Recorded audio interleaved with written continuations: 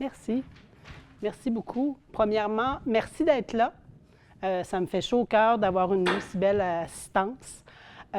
Aujourd'hui, en fait, on vit des choses uniques ensemble. C'est la première fois qu'on vit le 2 avril 2025. C'est un moment unique. J'espère que vous allez l'apprécier. C'est aussi la première fois que j'ai l'occasion de m'adresser à des étudiants en parcours soit de maîtrise ou de bac. Fait que permettez-moi, je n'ai pas l'habitude de donner des conférences, fait que permettez-moi d'utiliser des notes. J'ai un professeur de l'Université Laval, s'il me voyait, il me disputerait parce que lui, il nous formait pour ne pas qu'on prenne de notes. Quand on faisait nos présentations orales, il fallait être capable de les donner sans notes. Fait que son esprit me titille un peu. Merci. Si vous êtes ici, je pense que vous êtes venus, je suppose, vous êtes venus pour réfléchir, entendre un parcours atypique, différent, puis en même temps de venir réfléchir, qu'est-ce que ça peut vous inspirer, qu'est-ce qu'il y a de différent sur le marché du travail. Fait que, je le sais, je suis biologiste, entrepreneur, j'ai refusé d'être professeur. Moi, je voulais être un entrepreneur, je voulais être Au début, je ne voulais pas être une femme d'affaires, ça ne faisait pas partie de mon vocabulaire, mais je voulais influencer, je voulais être capable de changer certaines choses. Puis j'avais une vision dans ma tête. La Gaspésie m'appelait avec ses faux à saumon. Il faut dire que j'aime l'eau. Je me suis rendu compte que quand il y a de l'eau, je suis heureuse. Quand il n'y a pas d'eau, bien, je disparais. C'est pas trop long. Il faut toujours qu'il y ait de l'eau autour de moi. Fait que je suis une bibite un peu spéciale. Souvent, en biologie, on appelle ça les espèces à statut particulier. Bien, j'en suis une. Je l'assume. Je l'assume. Évidemment, aujourd'hui, je suis consultante aussi. Hein? Fait que je vais commencer avec 3 grands messages que je veux que vous retenez ou que vous utilisez si vous en avez besoin. Premièrement, c'est bien important d'avoir des rêves, d'essayer de trouver c'est quoi nos rêves, d'y croire et d'agir en conséquence. Un rêve, ça ne devient rien si on n'agit pas. Et ça, c'est mon premier message, puis je vais y revenir tantôt. Pourquoi moi, je me permets de dire une affaire de même. Mon deuxième message, par rapport au changement climatique, par rapport à la condition de notre environnement, vous autres, vous allez avoir le temps de faire une différence. Moi, j'ai fait une différence à ma façon, mais vous autres, à l'âge que vous avez la chance d'avoir du temps devant vous, de voir venir, puis d'être capable de mettre en place des actions qui vont donner des résultats. Ça, je vous trouve terriblement chanceux. J'aimerais ça avoir encore votre âge. En fait, ici, c'était notre local de biochimie. J'ai eu des cours de biochimie ici, moi. V'là 40 quelques années. ouais, même plus. En 1982. Fait que faites le calcul. Je me souviens pas, mais je me souviens du numéro. Demandez-moi pas pourquoi je me souviens du numéro avec l'étiquette, la façon qu'on rentrait, c'était pareil. Mon troisième message, tout aussi important, puis là, j'ai pris le mot « forger » volontairement. Là, ça peut sembler dur quand on forge quelque chose. Formez vos compétences, forgez vos expertises et forgez votre réputation. Ça, là, ça vous suit toute votre vie, tout le temps. Fait que d'être conscient que chaque jour unique qu'on vit, on est en train de préparer nos compétences, notre expertise et notre réputation. Puis encore une fois, je me permets de vous dire ça, ces 3 grands messages-là, puis je vais prendre des exemples de ce que j'ai vécu qui va vous expliquer pourquoi je me permets de faire la maîtresse d'école devant vous autres à midi. Voilà. Quand je vous disais, ayez des rêves, croyez en vos rêves, puis agissez en conséquence, bien moi, j'avais le rêve de vivre dans un beau milieu, un milieu calme. Puis à chaque fois que je me retrouvais dans des grandes villes, je ne me reconnaissais pas, je n'étais pas bien. Fait qu'à un moment donné, j'ai pris la décision d'aller travailler davantage plus en région. Et j'ai eu la chance, dès ma première job d'été, de travailler sur des rivières à saumon. Et là, ça a été un amour fou. C'est le fun de plonger dans des rivières à saumon, de compter des saumons, de se promener en canot pour voir des saumons, de faire de la pêche à l'électricité pour attraper des poissons. Fait que là, moi, j'ai dit, wow, c'est ça que je veux faire. Puis il y avait plein de besoins. Fait que quand je suis revenue à l'université, ici à l'Université Laval, puis là, je me suis dit, qu'est-ce que je fais? Je veux-tu être professeur? Je vous rappelle, en 1986-87, taux de chômage au Québec, 12-15 %. Crise économique, taux d'intérêt à 22 %. Il n'y avait pas de travail, sauf comme prof dans des universités à l'international. Fait que là, je me suis dit, ouais, je veux-tu faire ça, moi, non. J'ai fait ma maîtrise, puis pendant ma maîtrise, là, je me suis rendu compte que je voulais vraiment être mon patron, puis de développer ma firme en Gaspésie. Imaginez, est-ce que vous croyez qu'il y a quelqu'un qui me dit « Wow, c'est donc ben une bonne idée » ? Personne. Ni à l'université, ni le monde des affaires. J'essayais d'avoir des subventions quelconques. Tu vas faire faillite. Je n'ai jamais rien compris là-dedans, j'avais rien. Comment est-ce qu'on fait faillite quand on n'a rien?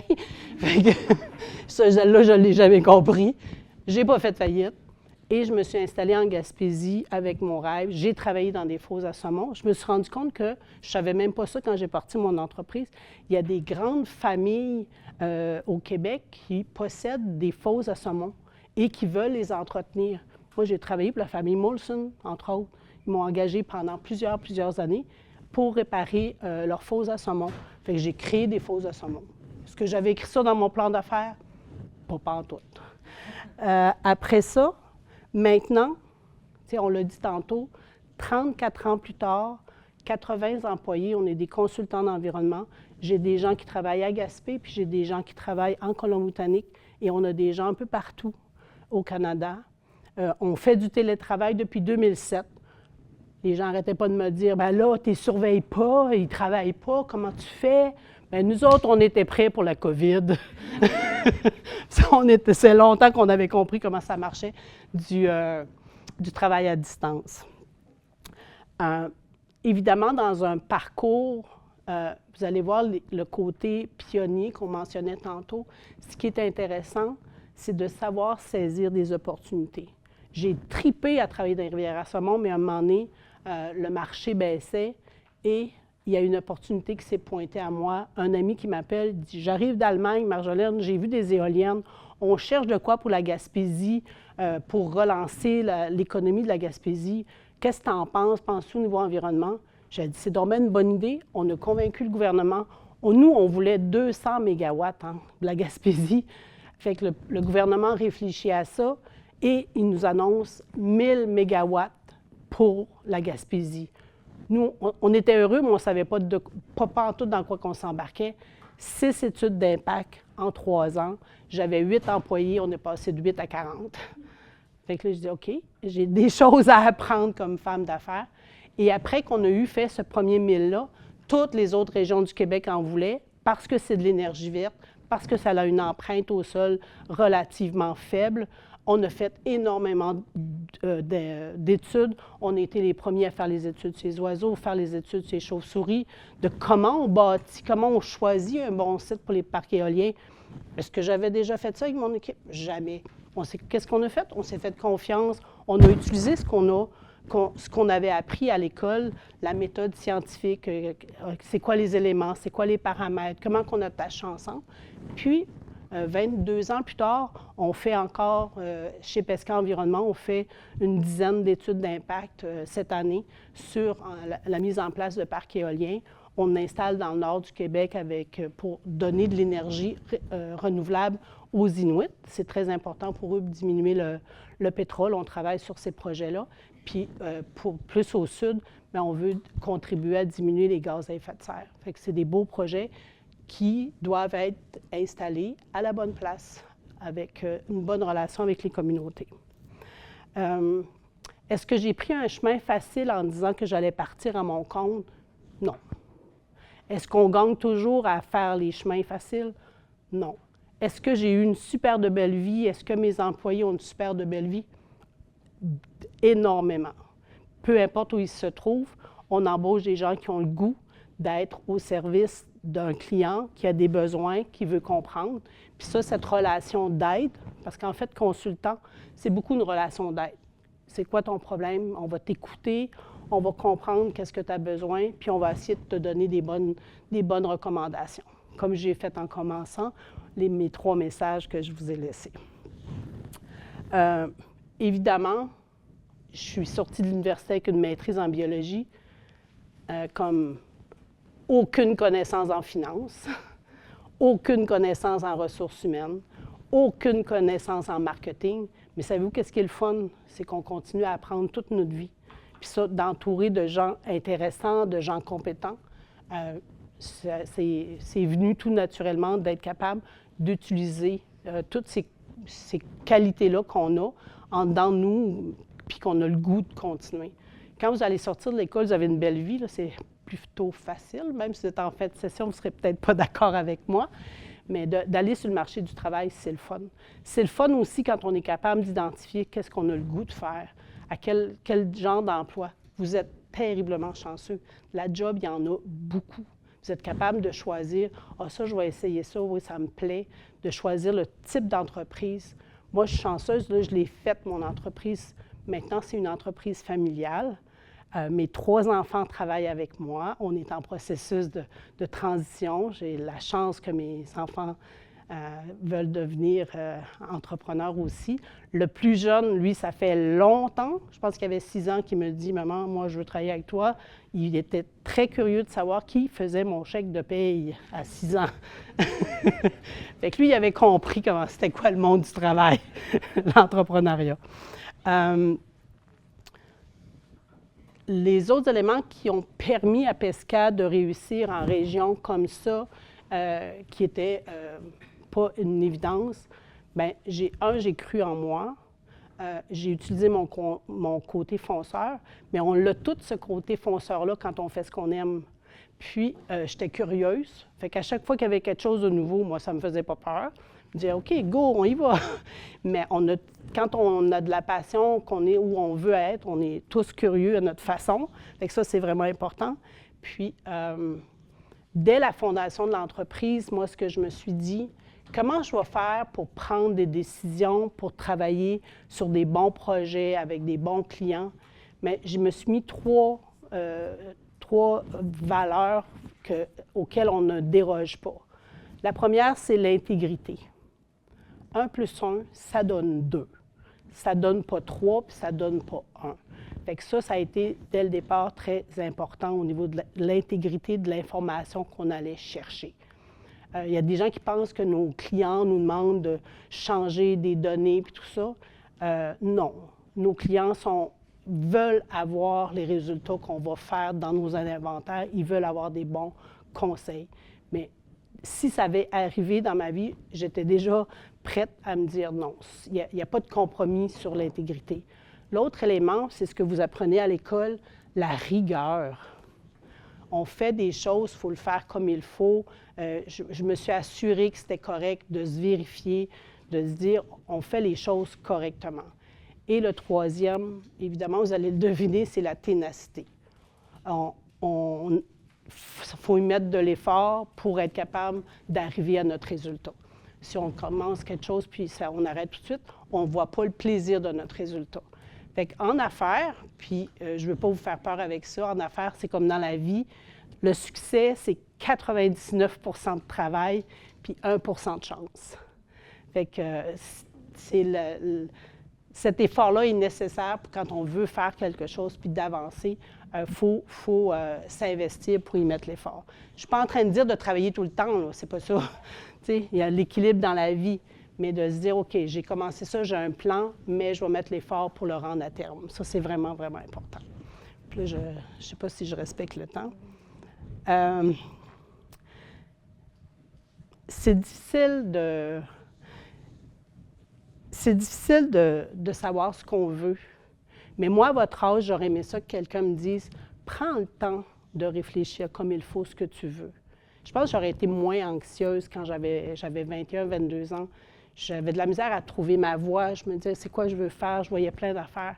Mais il y a des ressources maintenant. Vous avez de l'aide, vous avez des conseillers, vous avez accès à des psychologues, accès à plein de ressources. Puis juste de venir aujourd'hui, c'est aussi une autre façon que vous vous dotez de dire « Oh, ça existe, c'est possible. » Fait que prenez le temps de faire ça. Moi, c'est vraiment, vraiment important. Des fois, je me dis, si j'avais fait ça, je pense que j'aurais été peut-être pendant 3-4 ans peut-être un peu moins anxieuse de dire qu'est-ce que je veux faire, de douter. Quand j'ai eu vraiment pris ma décision pour la Gaspésie, de toute façon, j'avais tellement investi dans le déménagement que je ne voulais pas en virer de bord. Mais je savais que c'était ça que je voulais faire.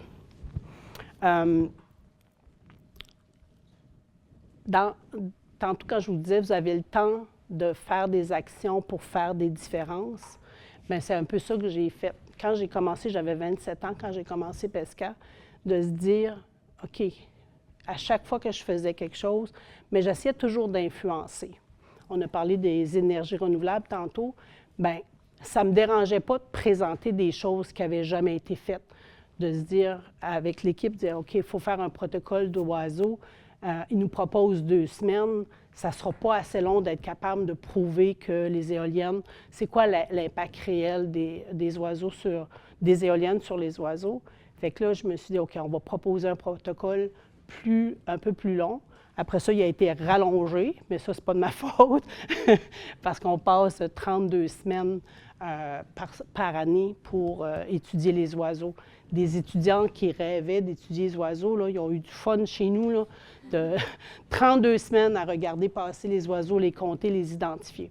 Là, maintenant, on a resserré dernièrement, le gouvernement a resserré un peu le protocole parce que c'était énormément de frais et aussi les normes de sécurité. Maintenant, il faut toujours être 2 en milieu isolé. Fait que les normes de sécurité ont fait en sorte qu'on peut être moins longtemps sur le terrain. Puis je suis d'accord aussi parce qu'on a depuis 20 ans qu'on récolte des données. Maintenant, on est dans une autre phase d'acquisition de connaissances, là, le côté acquisition de connaissances qu'on n'avait pas au départ. 20 ans plus tard, on peut passer à autre chose.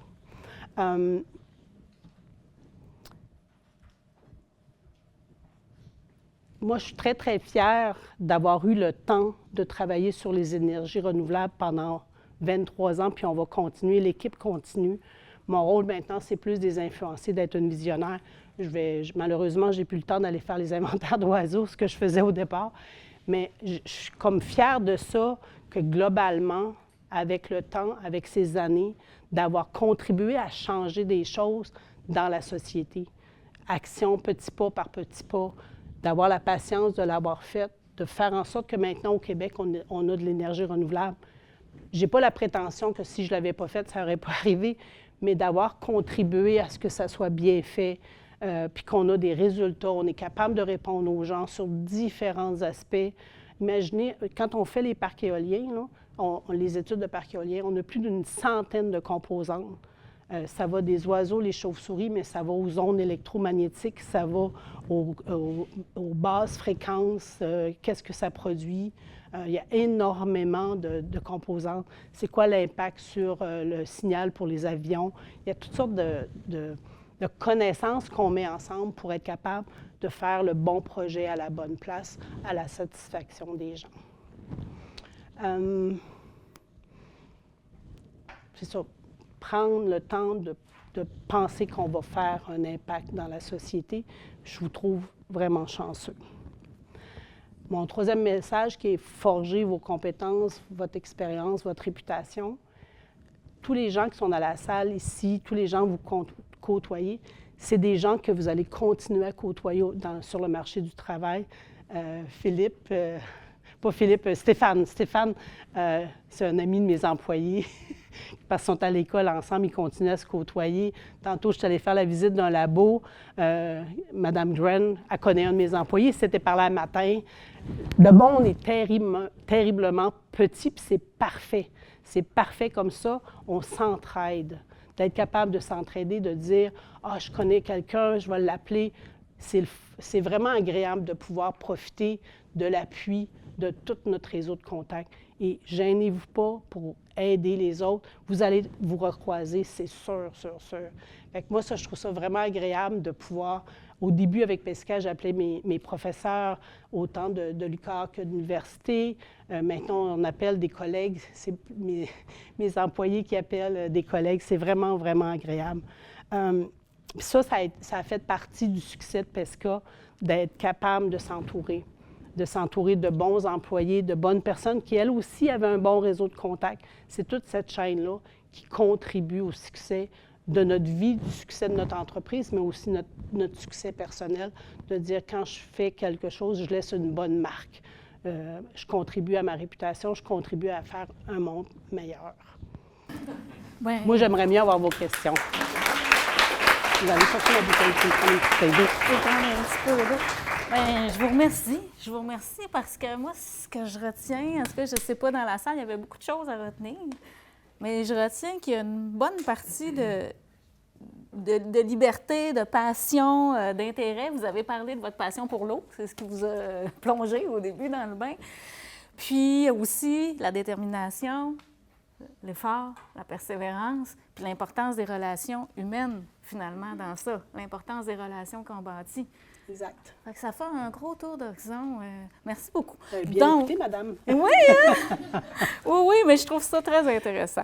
Donc, écoutez, j'aimerais ça vous demander, là, vous avez parlé du local que vous reconnaissez. On a fait une petite visite éclair tout à l'heure de certains endroits dans les 2 pavillons. Qu'est-ce que ça vous fait de revenir sur les lieux des études comme ça?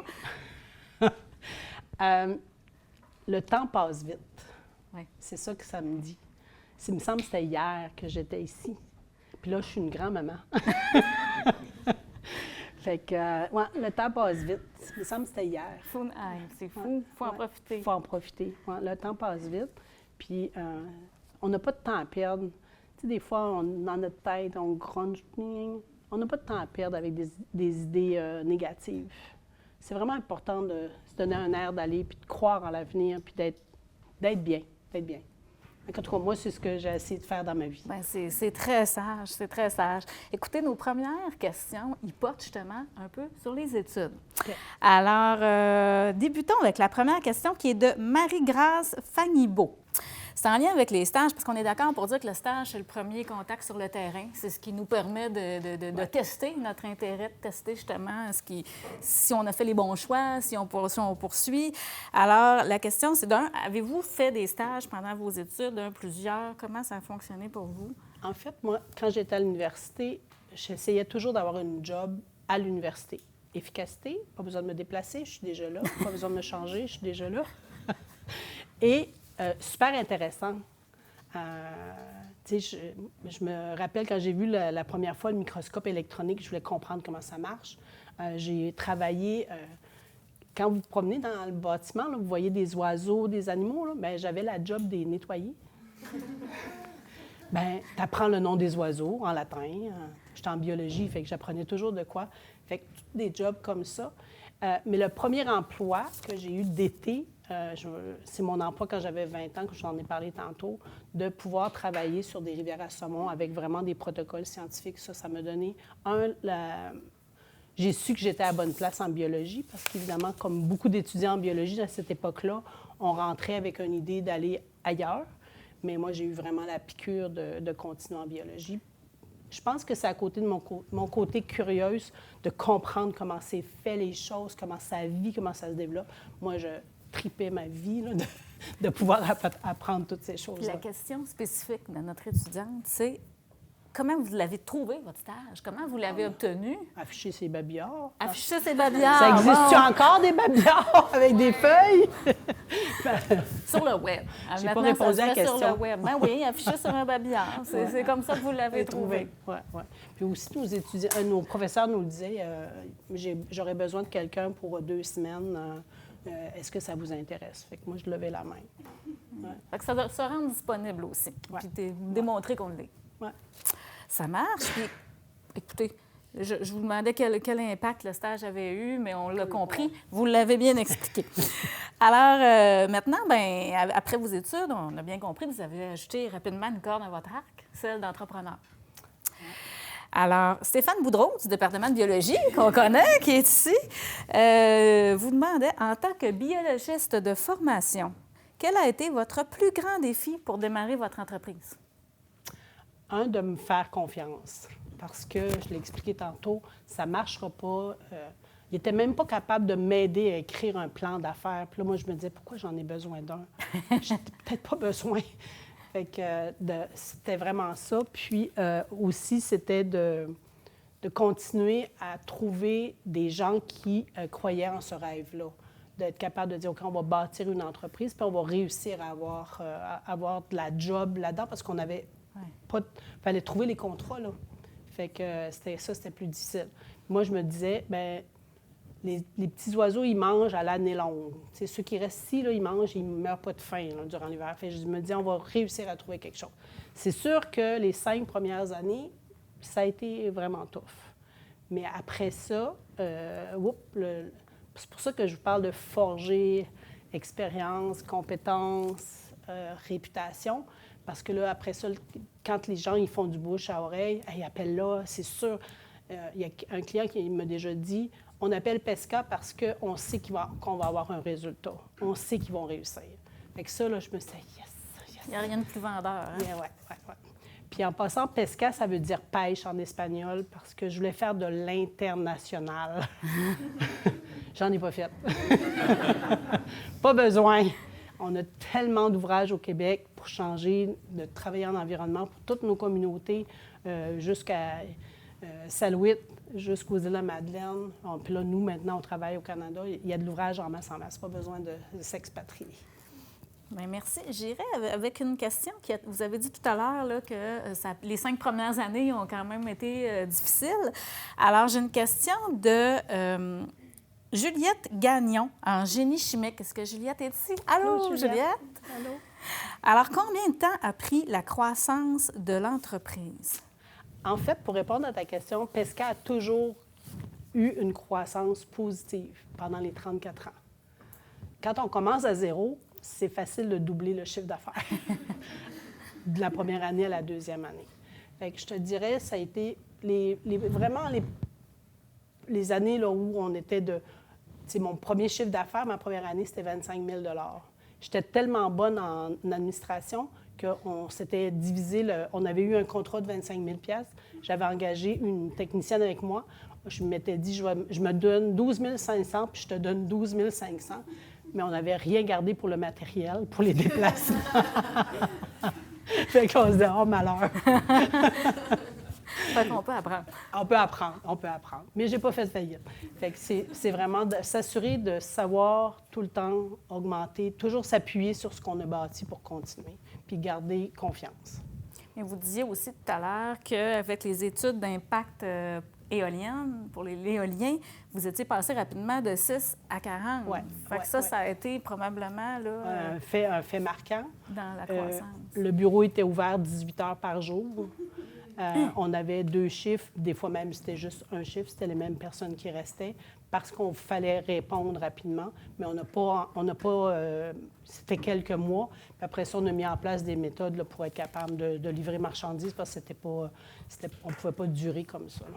Notre premier contrat, ça a été vraiment un contrat de recherche avec Hydro-Québec, 25 000 $. Ça a été vraiment notre premier... puis c'était sur les pesticides. Je vous l'ai dit, mais c'était... Non, c'était pas sur les pesticides. Quand ils nous ont approchés pour ce mandat-là, on n'avait pas de travail. Puis là, on se disait, oh, mais c'était un projet de recherche. Fait le Hydro-Québec nous demandait de trouver des alternatives aux pesticides, mais des alternatives biologiques. Fait que, comme moi, avec projet de recherche, protocole, on va faire ça. Puis ça a été vraiment apprécié. La deuxième année, là, on a commencé à travailler sur les rivières à saumon. Puis là, on nous appelait pour voir comment... D'ailleurs, c'est un projet de recherche que j'ai fait avec la Polytechnique à Montréal. Les gens voulaient savoir, quand les saumons arrivent dans les rivières, qu'est-ce qui fait qu'ils restent dans une fosse à saumon? Qu'est-ce qui fait qu'ils s'en vont? Puis qu'est-ce qui fait, quand ils sont dans une fosse à saumon, qu'ils n'ont pas le goût de prendre la mouche que le pêcheur lui donne? Parce que les pêcheurs, ils pêchent juste pour s'amuser, en fait. Là, quand ils piquent un poisson, ils le remettent à l'eau. Fait qu'on a fait un projet de recherche sur qu'est-ce qui influençait toute la dynamique de la fosse. Fait que moi, je m'occupais du comportement du poisson, puis le chercheur à Polytechnique s'occupait de comment se déplace l'eau dans la fosse. Fait que toujours de travailler avec des équipes multidisciplinaires, c'est vraiment important. On apprend tellement de choses, puis on se complète bien. Puis on a fait une belle visite ce matin. Puis c'est ça le message que vous offrez aussi, là, c'est les recherches qui se font sont avec différents spécialistes. Je continuerai avec une question de Yousra Lagoun. Ah, bonjour. Bonjour. Est-ce que j'ai bien prononcé votre nom? Parfait. Alors, de Matt Stat. Alors, quels ont été les moments clés de votre parcours entrepreneurial qui vous ont fait réaliser que vous étiez sur la bonne voie? Fait qu'on a parlé des moments clés quand même tout à l'heure. Quand est-ce que ça a été des déclics de oui, on continue puis on fait la bonne affaire? À chaque moment où je me sentais utile, à chaque moment que je sentais que je pouvais faire une différence. Puis, Pesca, c'est une entreprise de consultants, on est une équipe. Fait que d'être capable, là, je vais parler au jeu, être capable de comprendre un employé avec certains enjeux qu'il vit, puis de l'encourager, de travailler avec lui pour qu'il trouve une solution, ou encore écouter des clients qui ont une problématique. Pour eux, ils veulent régler, ils connaissent pas les lois environnementales. Qu'est-ce que je peux faire, qu'est-ce que je peux pas faire? Mais d'arriver à une solution, c'est très satisfaisant. Fait que moi, ça, à chaque fois, c'était comme de l'énergie pour être capable de continuer. Trouver une gardienne aussi quand tu as 3 jeunes enfants, ça aussi, ça donne un peu d'aide pour être en entreprise. Parce qu'on n'avait pas de CPE à l'époque, fait que fallait trouver des gardiennes pour être capable d'aller travailler. Ça devait être un sport plus intense. Ça devait être aussi un sport. Alors, Ariane Cloutier du département de biologie demande, est-ce un enjeu au niveau des... Est-ce qu'Ariane est là? Bonjour, Ariane. Est-ce un enjeu au niveau des ressources et des demandes d'établir une entreprise en recherche scientifique en région éloignée, telle que la Gaspésie? Bien, 34 ans plus tard, personnellement, je trouve que c'est même une force d'être distinctif. Puis encore une fois, je ne suis pas certaine que le lieu a une influence tant que ça. C'est sûr que quand je suis arrivée en Gaspésie puis que j'ai été obligée d'appeler TELUS pour qu'ils fassent de l'Internet haute vitesse à un moment donné, là, bien, c'était le temps qu'ils en mettent, là, de l'Internet haute vitesse. Là. Fait que, tu sais, d'être là où on est puis de se dire, moi, je vais faire les efforts nécessaires pour mettre les conditions que j'ai besoin. Personnellement aussi, pour Pesca Environnement, je trouve que le fait que notre siège social est en Gaspésie, on est unique, on se distingue. Puis il y avait, à un moment donné, je me disais, est-ce que je devrais ouvrir davantage le siège social à Montréal pour pouvoir justement travailler plus aux États-Unis, puis plus aisément en canadien. Puis il y a quelqu'un qui m'avait conseillé, il dit, non, il dit, votre position en environnement, vous êtes parmi les vrais de vrais. Puis d'être capable d'être aussi à l'aise en forêt, sur l'eau, qu'en train de donner une conférence à toutes vous autres. Mais c'est important d'être capable de développer toutes ces qualités-là. Fait que j'avais écouté son conseil, puis j'ai acheté un hôtel à Carleton-sur-Mer que j'ai transformé en bureau pour toute l'équipe. Fait que si jamais vous passez à Carleton, on est juste à côté du camping. Vue sur la mer sur deux côtés, Barachois d'un côté, puis la mer de l'autre côté. Fait que sur l'heure du midi, nous, on va se baigner.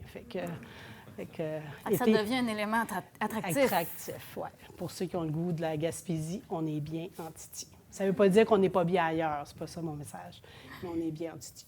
Je comprends. Alors, maintenant, votre entreprise, évidemment, dans le domaine de l'environnement, du développement durable, c'est une preuve de c'est vos valeurs, c'est ce que vous vendez, en fait. Ouais. On a une question de Luxo Alfred. Est-ce que notre étudiant est ici? Non. Pouvez-vous établir une différence entre le développement durable et le développement soutenable? Alors, c'est peut-être une question piège. Bien, en fait, j'adore cette question-là parce que durable et soutenable, c'est un anglicisme.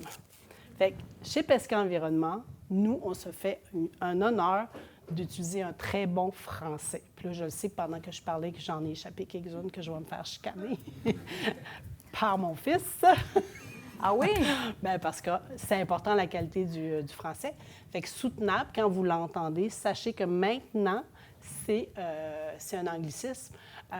En fait, le développement durable, les mots qu'on doit utiliser avec le développement durable, c'est plus vivable, viable et équitable.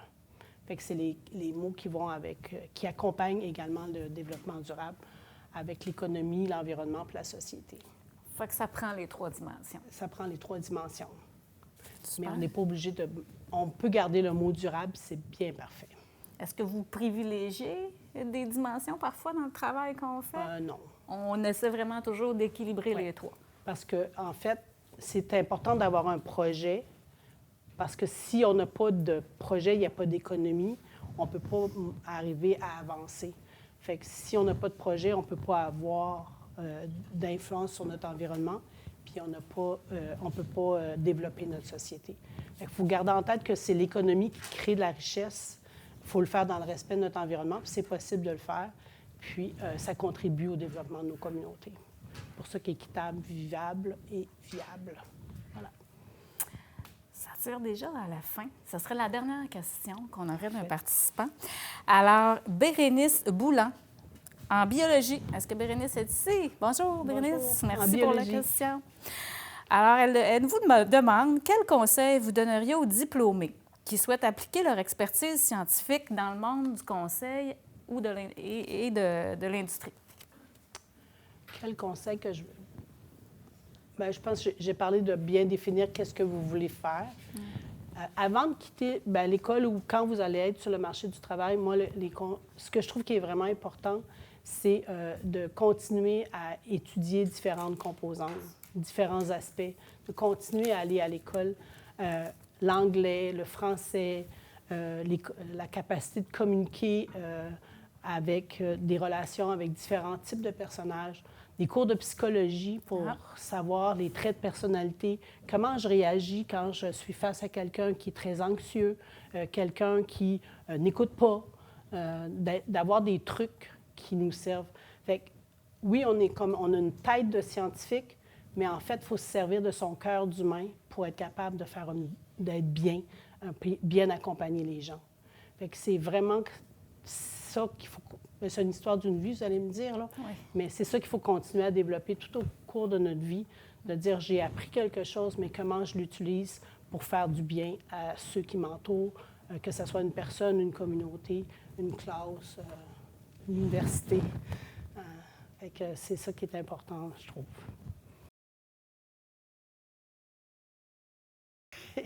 Je vais vous faire rire. Quand on a fondé Pesca, j'étais enceinte de mon 3e bébé.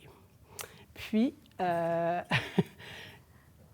on s'est dit, on était une dizaine de personnes qui étaient installées en Gaspésie, puis on s'est dit, on devrait se faire une compagnie. Puis là, moi, j'avais déjà mon idée de compagnie. Là, puis il disait, on va se faire une compagnie pour être capable de se faire de la job en Gaspésie.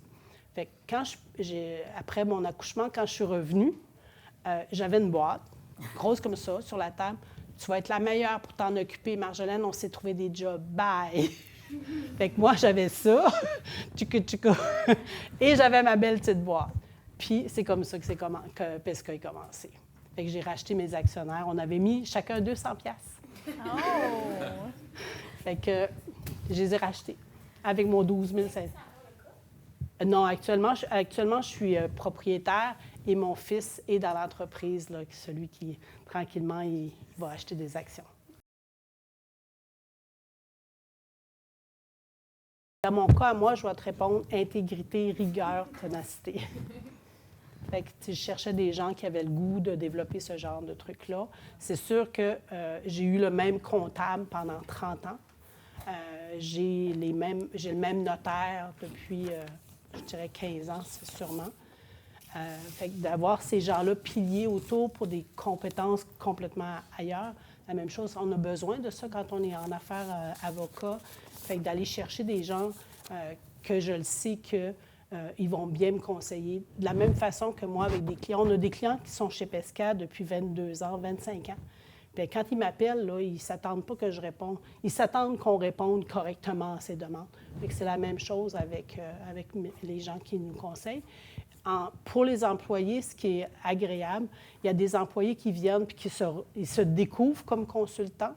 Puis il y a des employés qui disent « Ah, moi, j'aimerais mieux travailler sur d'autres aspects. » Parce que vous comprenez que consultant, toute la relation d'aide est très, très importante. De comprendre l'humain, c'est ma plus grande découverte, en fait. Moi, j'aimais le saumon, puis j'aimais être dans l'eau.